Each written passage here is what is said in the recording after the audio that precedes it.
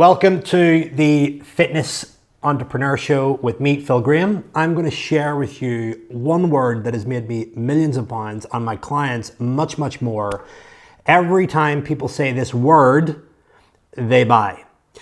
When you have a sales call, there are typically two words that determine the direction of the sale. Those words are and ah. Sounds super simple, but follow me through with this. When you hear the word typically that represents an objection. Something is wrong. People can't see the value in what you sell, or they are doubting their ability to follow through, purchase your item, and see a better future for themselves. So there's two elements where there's a disconnect in energy in the call. One, the value hasn't been articulated clearly.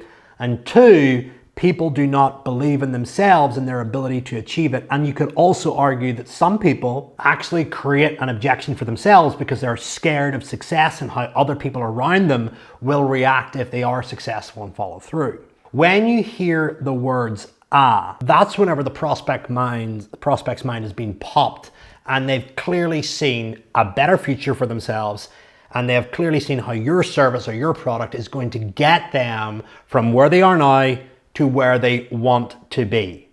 That is when they have had a paradigm shift. They have seen hope, they have seen the light, and they know that you are going to help them do that. So I want to go into really 5 principles that are going to help you hear more rather than Now don't get me wrong, this is only a very short video and I'm limited with time and I can only go so far with the principles that I'm going to share here. There's a lot more to this.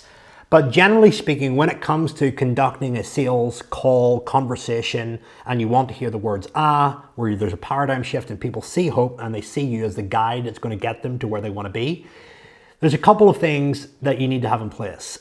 Number 1, you want to get clear on the prospect's problem and extract pain. You want to get very good at extracting their pain, getting clear on what is the source, how is it impacting their life, and how is it going to impact their future. At that moment, when you determine what that pain is, you will be able to make an informed decision as to whether or not your service or product will be able to solve that particular issue.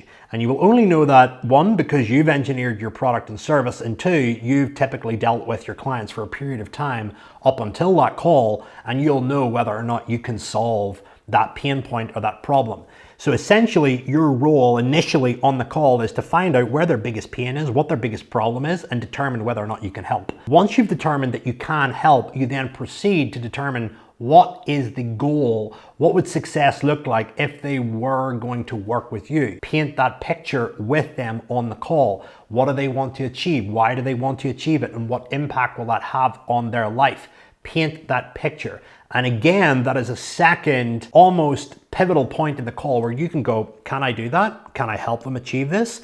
And it's down to your discretion at that point where you can go, yep, I truly believe that my service can help my prospect or whoever's on the call achieve that goal. So you can actually see here at 2 points in the call, the initial part where the problem is being sort of discovered and the pain, and also as well when the outcome is being revealed and the better future is being painted, you then ultimately will use your conviction, the belief in your services to guide the direction of the call. If you truly believe that you can help somebody overcome that pain point and achieve that outcome, then you're going to guide the call towards the investment and what's involved, etc., etc. If you have not worked on your conviction and your belief process behind your program and your service, you're going to struggle to 1, extract pain, 2, paint a better picture and guarantee a better future for your prospect. That's very important. So those 2 parts of the call are probably the most important part of the call for you to express your belief and your certainty in your services. Remember this simple fact: you are trying to address the uncertainty in your market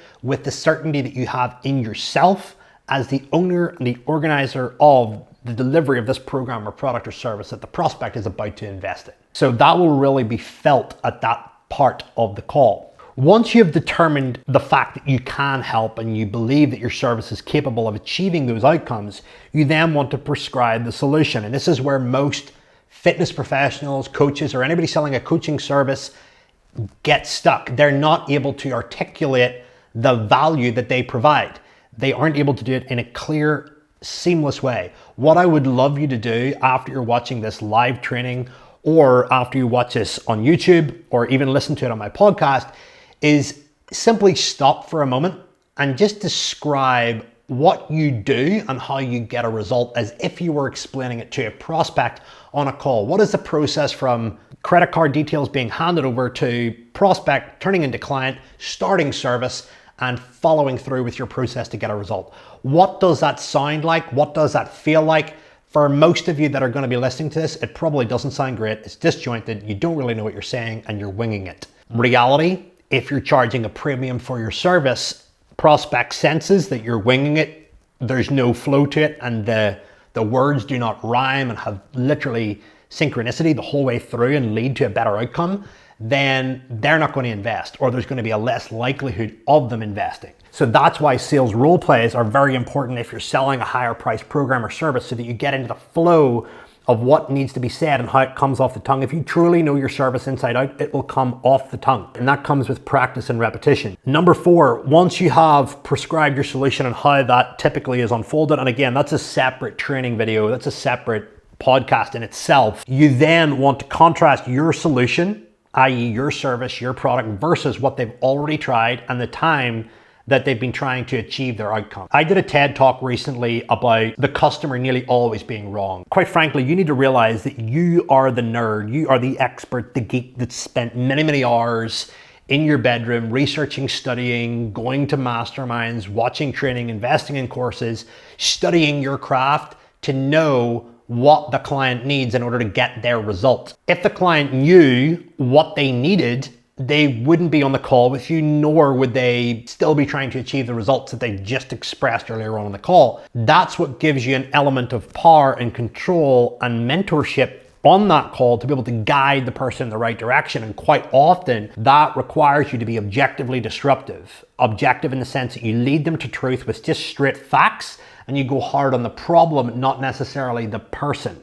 You see, when you go hard on the person, a lot of people do that when they're just in the pure mode of selling and hitting numbers, and they take every call almost like it's a personal reflection upon them being rejected. When you do a sales call, you are a problem solver. You are extracting pain and determining whether you can help, and you must go hard on the problem. That includes the beliefs and the patterns and behaviors that the prospect is currently pursuing and ultimately expressing in their own reality and their own results. That needs to change. You need to change beliefs, you need to change paradigms, you need to change actions in terms of follow through, what that prospect or client is doing on a daily basis in order to achieve a new reality. And that requires you quite often to be objectively disruptive. Objective, leading them to truth, solving it with facts, taking them out of the equation and going hard on the problem, and disruptive, snapping them out of the hypnosis of, I'm going to do the same thing over and over again, or I'm going to try this, I'm going to try a little bit of that. You have a comprehensive solution, and that's what you're selling. And then last is leading them to the investment. Once you have weighed up the impact of the pain, the impact of the outcome, the prescriptions, and how you're going to deliver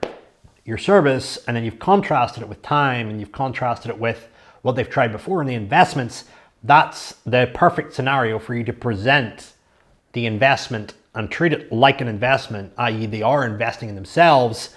You want to realize that there's a lot of people that watch these videos, right from business mentors the whole way through to fitness professionals. When they invest in something with you, the ability for them to achieve those outcomes is going to have so much like primary, secondary, tertiary, quaternary carryover into other areas of their life that the investment is very worthwhile.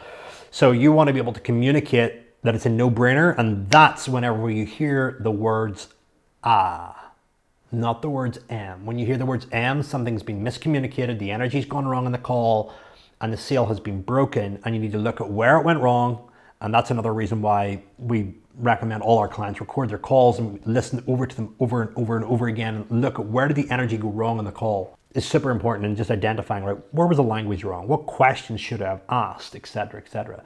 So that's a very high level overview of essentially how a sales conversation should go and the words that you really want to hear. Sorry, word versus am. So just think about that the next time you go on a call and you listen back to it. Am I hearing more ams or am I hearing more ahs?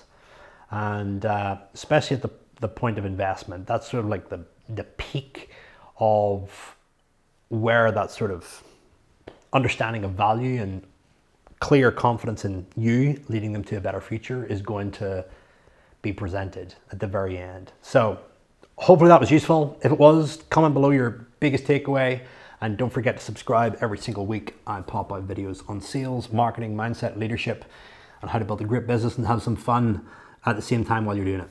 Take care, lots of love, see you soon.